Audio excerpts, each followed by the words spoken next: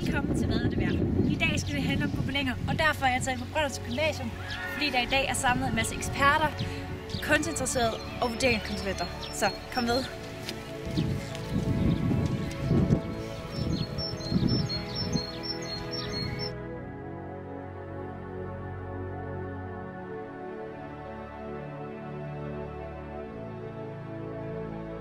Store vægtæpper, ofte omtalt som gobelinger, var almindelige i ældre tider, hvor de blev brugt som dekorativ og isolerende vægudsmykninger i velstående hjem. I de kongelige slotte finder man bevaret vægtæpper med historiske og mytologiske scener i blandt andet riddersalen på Rosenborg Slot og i Christian den 7. palæ på Amalienborg. Gobelin-serien blev bestilt til dronningens 50-års fødselsdag i 1990 som en gave fra dansk erhvervsliv og en lang række funde. Tæpperne er lavet efter tegninger af kunstneren Bjørn Nørgaard og fremstillet i Frankrig. I de 17 gobelinger fortæller Bjørn Nørgaard Danmarks og verdenshistoriens gang gennem de seneste 1000 år. Vikingetiden, ældre og yngre middelalder, reformationen, adelsvældet, ældre og yngre enevælde, det sene 1800-tal, 2. verdenskrig, nutiden og fremtiden. I et moderne billedsprog sammenvæves scener med historiske begivenheder, konger og dronninger med periodetypiske genstande, symboler og ornamenter.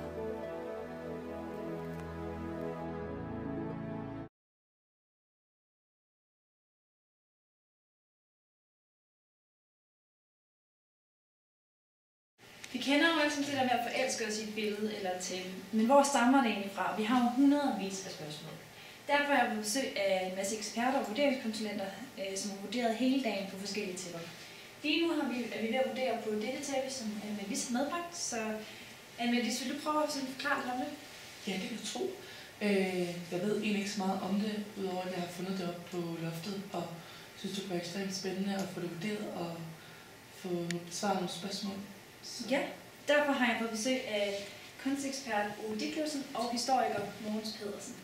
Mogens, vil du prøve sådan at forklare, hvilket sådan historien i den her gobeling?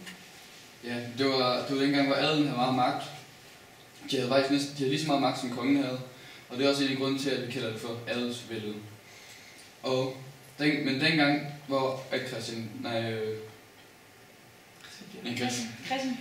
Christian den 4. døde, så tog adelen over, og så tog de alt magt fra kongen, så kongen var under adelen.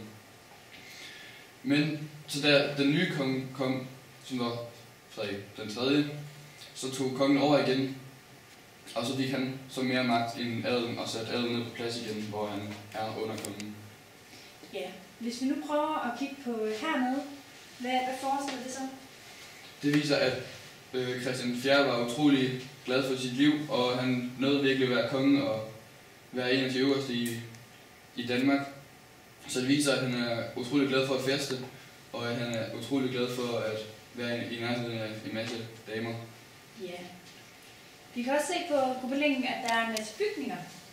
Hvad har det med historien at gøre? Igen, som jeg sagde før, så kunne han lige at virkelig vise, at han var konge, og han kunne lige at nyde livet. Så han byggede f.eks. Rundetårnet og Rosenborg, så andre kunne se, at han var stor, og han virkelig havde en stor indflydelse i Danmark. Ja, meget magtfuld, ja. Ove Ditlevsen, hvad vil du sige sådan rent kunstnerisk? Vil du prøve at forklare, sådan, hvad kunstneren har gjort her? Jo, men altså, kunstneren har været ekstremt dygtig til at ramme lige perfekt med stilarten her i tæppet. Vi har at gøre med barokkens tid, som er fra omkring 1600-tallet frem til 1700-tallet. Og han har gjort rigtig meget op i at ramme de rigtige farver, hvor guld og den røde farve, som går igen, ligesom er meget populær på det tidspunkt. Mens den sorte farve, som han også har med flere steder, også er meget vigtig i barokkens stilart. Desuden så har vi her, i forhold til de andre gobelinger, så har vi en meget dramatisk og kaotisk og dynamisk stilart, som også ligger godt til barokken. Vi har kong Christian den 4., der bløder ud af øjet, og der er slag, og der er krig. Og det passer egentlig perfekt på stilarten for barokkens tid. Og der har Bjørn gjort det rigtig godt, synes jeg.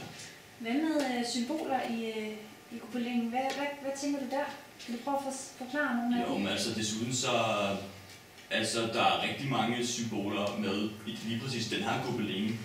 Der er meget billedsprog, og det er egentlig også noget, der ligger rigtig godt til barokkens stilart. For eksempel så har vi et meget vigtigt symbol hernede, hvor vi har kong Christian den 4., der er bundet fast til, forbundet til Jesus med de her snore. Og det symboliserer ligesom, at Christian den 4. betragter sig selv som en slags stedfortræder på jorden for Jesus, fordi han var udvalgt til at lede Danmark. Han så sig selv som meget magtfuld, hvilket også forklarer de to bygninger, vi har herovre, hvor vi har Rundetårnet og Rosenborg Slot, som han byggede for at vise, at han var magtfuld. Ja, Anne, har du nogle ting, du har tænkt på derhjemme? Ja, altså det er noget meget mærke til. Det var de skibe og havet. Det må have betydning, men jeg ved ikke helt. Ja, jeg ved ikke, om jeg der vil sætte på det. Jo, altså, vi kender jo kong Christian den 4. fra det slutslag ved Goldberg og Heide, hvor at han får en granatsplint i øjet, og det ser vi jo her midt i billedet, da det også ligesom er centrummet for Christian den 4., som vi kender ham, hvor han blev ud af øjet. Og vi har slaget her med skibene, søslaget.